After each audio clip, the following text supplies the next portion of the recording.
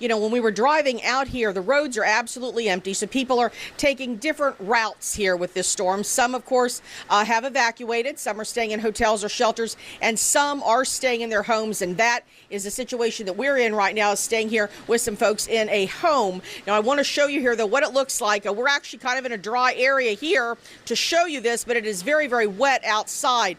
This time we are at Chuck and Sue's house here along the Alafaya River, and Chuck's actually holding a flashlight so you can get a look at these trees behind me. The weather has definitely picked up out here in the last 2 hours. In fact, we're getting a gust right now. Look at that. Look at that, what you are seeing.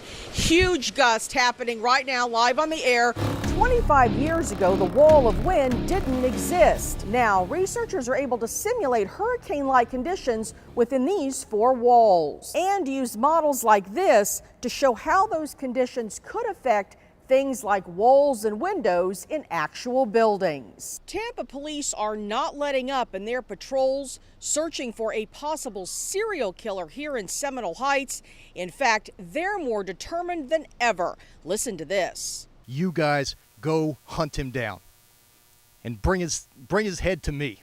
It sure wasn't a peaceful day at the beach for people here in Clearwater. A man trying to get away from police drove through this beach access here directly onto the beach, and the whole time he was streaming it live on Facebook.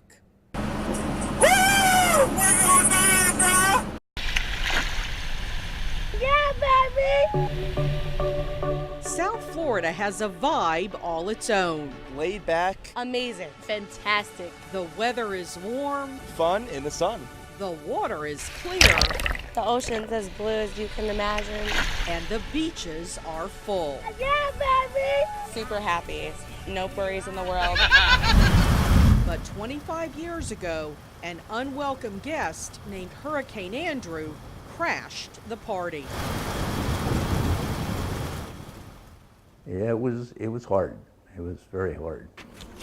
Bill Zinn and his wife Sandy look back on August 24th, 1992 with a mixture of pride and pain. I don't think I ever cried as much as I did following this storm.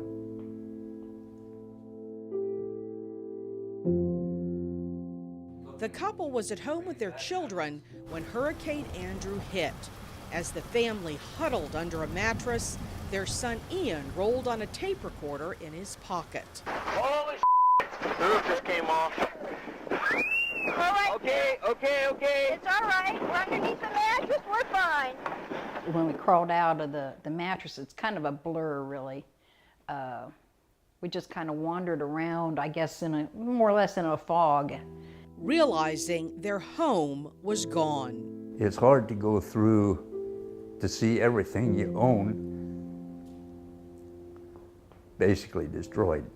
There are still remnants of Hurricane Andrew here in the Zinn's neighborhood, like this concrete slab that sits where a house once stood right next door.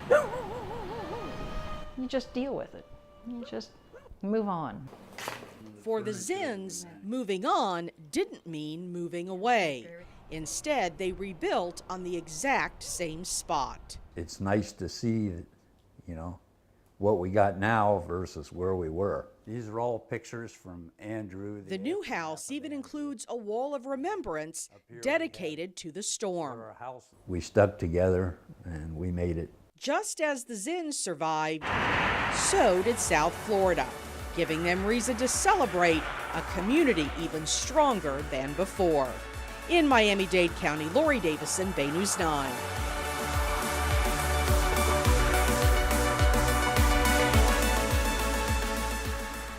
Our top story this hour on Bay News 9 continues to be that Pasco County sinkhole. And Bay News 9's Laurie Davison kicks off our live scene coverage at 10:01. Laurie, what's the latest out there? Well, Melissa, they did just put a fence up around the area, so it's a little harder to see here in the dark. But this is being called one of the largest sinkholes ever in Pasco County. The good news is that they think that it's stopped growing, although they say if we do get some rain in the next few days, that could change. As you mentioned, this is also now being called a hazmat situation because of all the septic tank damage out here. It's basically being called a catastrophic situation. Early Friday morning, a large sinkhole opened on Ocean Pines Drive, swallowing a boat and 2 houses. Deputy Jay Murphy was one of the first people on the scene. He says one house was vacant, but he had to rush into the other one to help an elderly woman escape. At this point, it had spread quite quickly. We were able to see suction coming in where foam from the top was being pulled under the ground, and at that point, large chunks of the ground were actually caving in. On top of the homes that were destroyed, 9 others are perched on danger and have been evacuated. Geologists estimate the sinkhole is about 225 feet wide and 50 feet deep. Right now, it appears to be contained. We're going to continue to watch it, but it's going to need to stay dormant for 24, 36, 48 hours before we can start doing anything else. Anyone who doesn't live in the neighborhood is being asked to stay away. These people in this community do not deserve to have people come from the outside and put more stress on them. Emergency crews will be monitoring the sinkhole around the clock until they're sure the rest of the neighborhood is on steady ground. And they say that this will not be a quick fix. They are going to be moving into what they call recovery mode now over the next few days, but they say that they expect to be out here cleaning this mess up for at least a month. Reporting live in Pasco County, Laurie Davison, Bay News 9. Ladies and gentlemen, tickets here, guys, for our next sponge boat ride. Taking a tour of Tarpon Springs Folks, you interested in a boat ride today? is like visiting Greece Anybody want to go sponge boat ride? Have a boat going out. without ever leaving Florida. A mix of the showy and the cultural. A place where you could climb on a boat Welcome aboard. and soak up history in a city known as the sponge capital of the world. It's an industry dominated by the Greeks here. But dive in deeper and you'll find African Americans were among the first spongers in the region. They were called hookers for the techniques they used. What they did in the early days before the Greeks came, sponges were harvested entirely by hooking them with a long hook from dinghies. The city's curator of arts and historical resources, Tina Bukovalis, says in the early 1900s, Greek immigrants arrived in waves. Using diving methods, they were able to harvest 5 times as many sponges, eventually taking over the docks. Many in the African American community went to work on their boats, often as crew members, engineers, cooks, but some as divers as well. These are people that I knew personally. Alfred Quarterman remembers it all. Walking through Rose Cemetery, he points out dozens of graves that belonged to blacks who worked in the sponge trade, including his father and uncle. And believe it or not, they both spoke Greek fluently.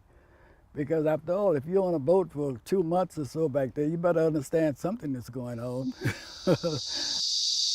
Alfred recalls a closeness between the two communities. I have never had a problem with Greeks because when my father went out on the boat, it was not unusual for the families to invite me over to their house. That's when I learned about goat cheese, feta they call it, and spaghetti, and Greek candy. Most of the African American spongers are gone now. Their contributions marked in gravestones at the cemetery. But Alfred is keeping track. Thomas Stout, Florida. Reuben Smith, Bahamas. Thomas Knowles, Florida. John Johnson, Johnny Johnson, Frank Fisher. He worries about their impact being forgotten. And you'd hate to see anybody that lose their identity because nobody thought about them anymore. So he's working to have the cemetery designated as a National Historical Site. And when I see the history of my father and my uncle, I'm very proud of that. And I love it. The pioneering spirit of those early spongers still living on in people's hearts and minds on the docks to this day. In Tarpon Springs, Laurie Davison, Bay News 9.